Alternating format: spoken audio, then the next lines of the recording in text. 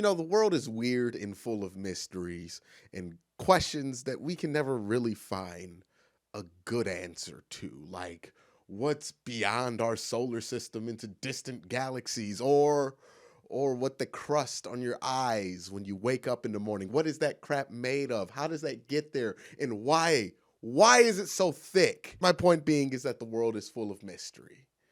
And one of the biggest mysteries that the Cleveland Browns as an organization have is that despite four different owners who have put 10 different GMs in charge in Cleveland, the Browns have struggled to sign good players at this one position in free agency. Matter of fact, they have made all of their worst signings at this one position. That one position is wide receiver. It's the Browns' free agent Achilles heel. If you're one of those people that think OBJ was this magnanimous bust for the Cleveland Browns this year because he didn't have a amazing season, that he's one of the biggest embarrassments or biggest bust that this city has ever seen at that position, you are hilariously wrong, because OBJ had 1,000 yards. And that is like the 8th best season for a wide receiver in franchise history. It's been that bad for the Cleveland Browns. And honestly, OBJ didn't even come to Cleveland as a free agent. He was traded for with time on his contract. Same thing with Jarvis Landry. But those two have turned out so good that we can start to laugh at some of the free agent mistakes of the past, because these aren't funny. These are just bad.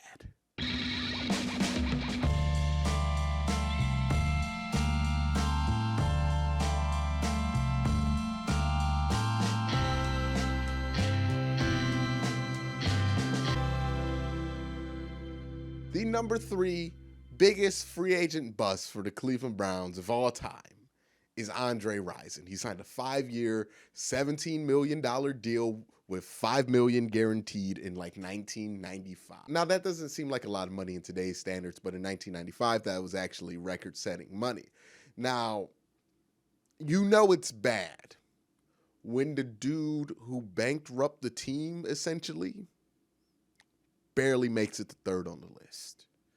And yes, I did say bankrupt the team for some of our younger viewers, because in 1995, in order for Art Modell to put the $5 million for Andre Rison's guarantee in escrow, Art had to get, let's say, extremely creative on how he can get a loan for this. Now, none of this is official, but a lot of people speculate that he put different names on different loans in order to make up the $5 million that he needed to put in escrow so he can sign Andre Rison, which ultimately led to the team moving to Baltimore. Now, I don't want to paint this picture the wrong way. Andre Rison is not the reason the Browns left in 1995. Art Modell, being a terrible businessman, being in that situation, and then trying to sign Andre Rison was the straw that broke the camel's back, essentially. It added gas to a financial fire that ultimately ended the Cleveland Browns in 1995 and moved the Browns to Baltimore. Now, for all that trouble, what did the Browns get for nearly bankrupting the team? Well, they got the worst season of Andre Rison's career up to that point. Andre Rison, at that time, was a perennial 1,000-yard receiver. And in his one season with the Browns, he had 701 yards and 3 touchdowns, and that is from the highest paid receiver in football that year. The 1995 Browns, who some had predicted to make the Super Bowl, they were on the SI cover, the famous curse. The Browns actually were on the SI cover this year. There are a lot of parallels to these two teams, except for the Browns didn't move at the end of this season. But nonetheless, that 95 team was supposed to win the Super Bowl and ended the season under 500. And then the team moved, not to come back for another 4 years. So if you thought 2019 was bad, 1995 is the absolute worst scenario that a season like 2019 could have went. So, right side. Now, you may have noticed that Andre Rison's career bad year, his league-high pay, and the consequences of that league-high contract, and wonder how he barely made it onto the list. And to those of you who wonder that, allow me to introduce you to Kenny Britt.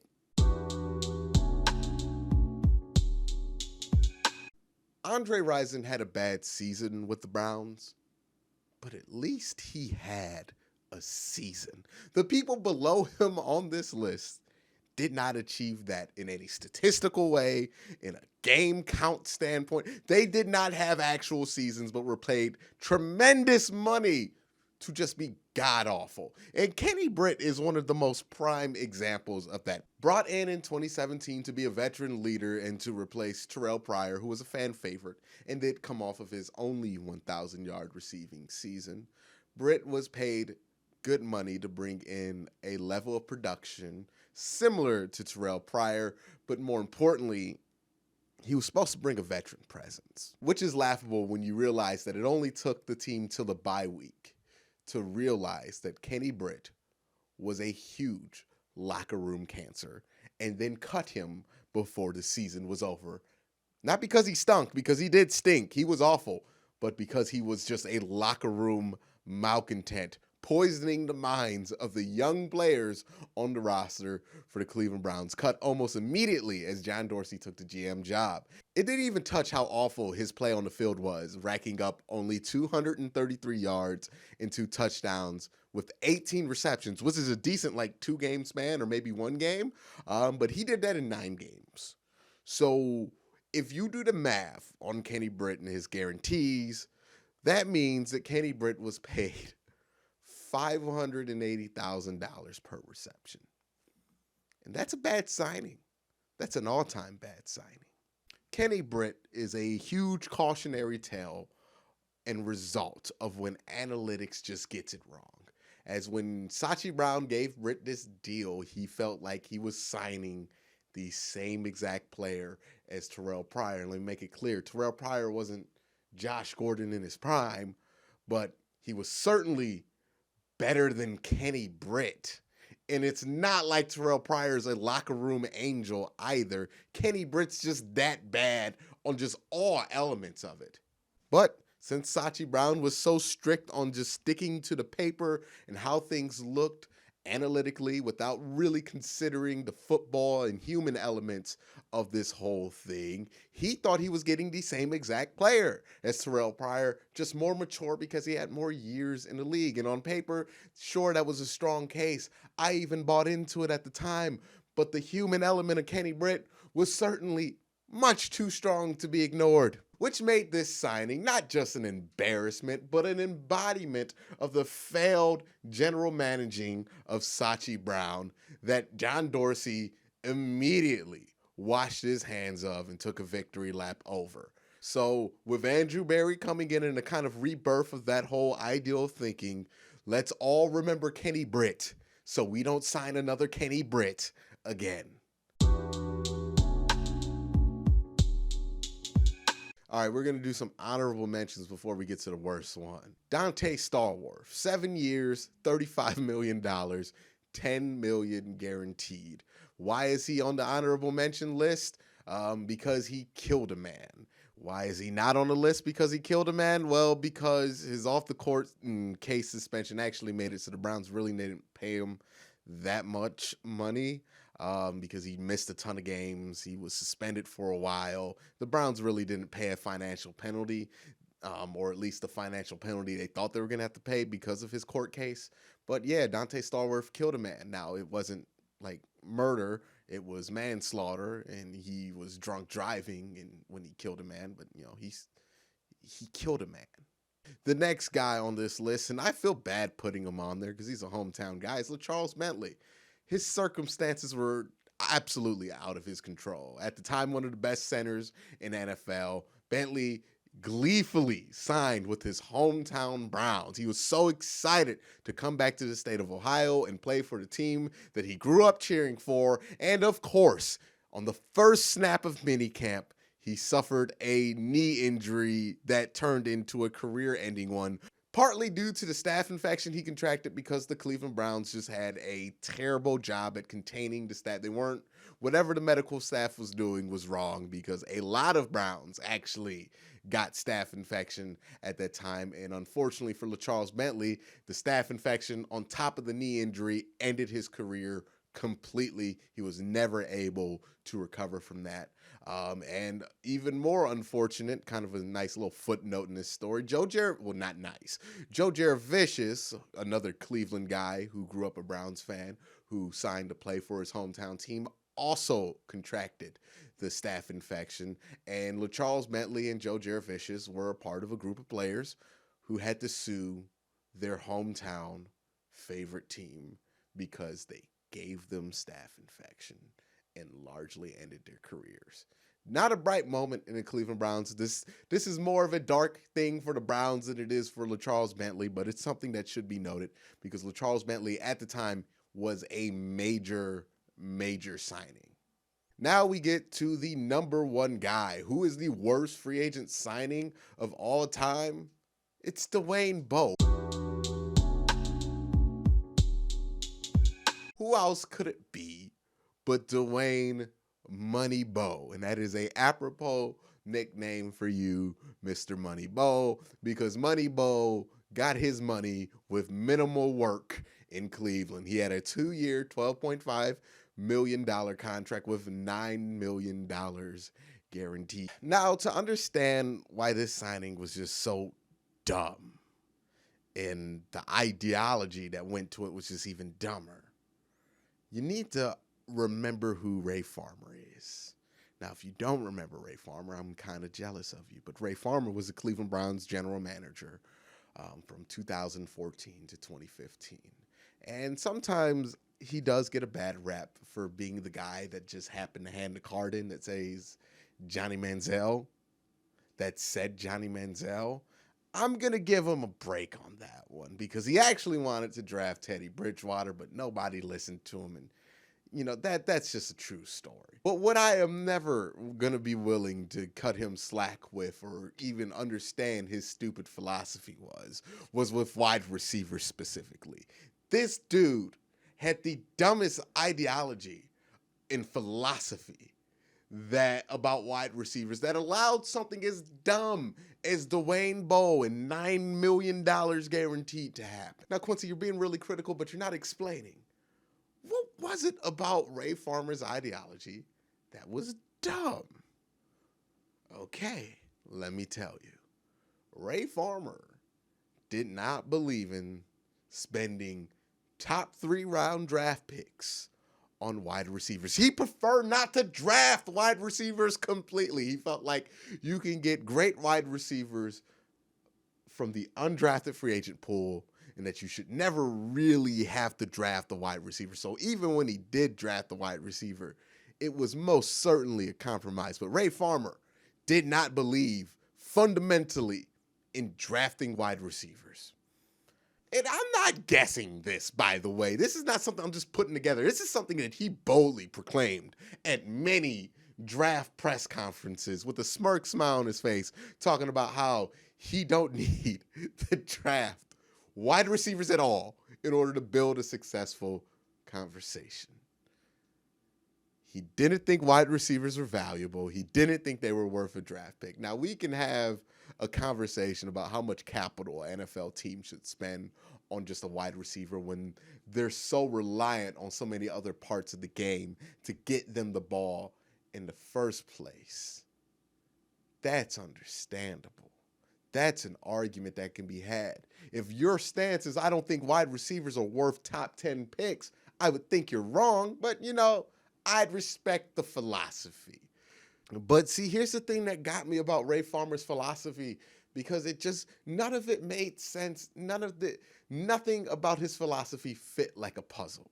It all was just different thoughts that were not compatible with each other. Because, you know, the year the Browns drafted Johnny Manziel, they also had the number 4 pick in the draft. They had the option to draft guys like Khalil Mack, Mike Evans, Odell Beckham, Aaron Donald, four very good players that are worth the number 4 pick. And then they trade back to the number 8 pick, okay? You know, he doesn't value the 2 wide receivers. The passing on Khalil Mack was kind of weird. Aaron Donald, not many people knew that Aaron Donald was going to be as good as he was. I did. But, you know, That's an understandable mistake there. So you trade back to 8. All right. You still got some good options on the board. And the Browns draft Justin Gilbert. Now, Justin Gilbert wasn't just a bad player, he was a defensive back. You drafted a defensive back, number 8, a guy who is supposed to guard the wide receivers that you think are so unvaluable that you don't want to draft them. You're going to draft a defensive back to guard them top 8 in the draft? Where does that make sense? It makes me want to rip my hair out. And I'm not even getting to the point to where I'm talking about Dwayne Bowe yet. Do you see how idiotic his philosophy was? But again, the Ray Farmer philosophy made no sense. And it might not have all been Ray Farmer's fault, because he probably was getting pulled in many different directions. But Ray, you're the one who went on these tangents about wide receivers, so this is yours to eat. Because eventually Ray found himself finally valuing the wide receiver position. Now, how does he do it? Not by drafting a young stud early in the first round. No, he does it by signing Dwayne Bowe, who is the absolute worst free agent signee in the Cleveland Browns history. Now, again, Dwayne Bowe got $9 million guaranteed in 2016. For those $9 million, the Browns got 5 receptions and 53 yards in 7 games. 5 receptions, 53 yards, 7 games. I didn't know a stat line like that was possible, but Dwayne Bowe, ladies and gentlemen. And yes, if you do the math with his $9 million guaranteed and 5 receptions, that means for every time that Dwayne Bowe caught a pass in 2016, he earned $1.8 million per reception. Yes, this is how bad Dwayne Bowe was. $1.8 million per reception. It ain't even Dwayne Bowe's fault, which we can be mad at Dwayne Bowe, which, you know, there is some right to be mad at Dwayne Bowe, but Ray Farmer's the idiot who signed Dwayne Bowe to that $9 million, to that $1.8 million per reception. And I don't normally call people idiots, but this is stupid. All of this was stupid. This was avoidable. This was completely stupid. The Browns could have had Mike Evans, but they signed Dwayne Bowe for $1.8 million per reception. This is stupid. To put this in perspective, everybody last year lost their mind about Odell Beckham in his 2019 season. Oh, it was so disappointing. It was so bad. Do you realize that in 2019 alone, Odell Beckham had 11 individual games that would be better than the entire statistical season that Dwayne Bowe accumulated in that one season in 2016? Not only was Dwayne Bowe abysmal on the field, he was a terrible leader in the locker room. The Browns were awful at the time. They were going through all this mess. They had Josh Gordon doing whatever he wanted. They had Johnny Manziel doing whatever he wanted. And they had Dwayne Bowe chilling in the hot tub, smoking with his chains on, talking about his rap career. This is what Dwayne Bowe was doing in 2016 when we were paying him $9 million. He clearly did not care. Nobody vetted this. Nobody cared about the decision. They just signed Dwayne Bowe because Ray Farmer was tired of hearing about wide receivers. So he signed the biggest name he could to whatever money that guy was going to accept, and made a giant fool of the organization and himself. And if you want to talk about free agent busts and we want to talk about bad free agent signings, remember that Dwayne Bowe once made $1.8 million per reception. And if that doesn't make you want to reevaluate how often we throw out the term bust, then I don't know what else will. That's my thoughts on the 3 biggest free agent busts of all time in Cleveland Browns history. Let me know who your 3 biggest free agent busts are for the Cleveland Browns, or for your favorite team. Who are your 3 biggest franchise busts? Let me know in the comment section down below. But thank you guys for watching. Have a great day. Have a good night. And hit that subscribe button.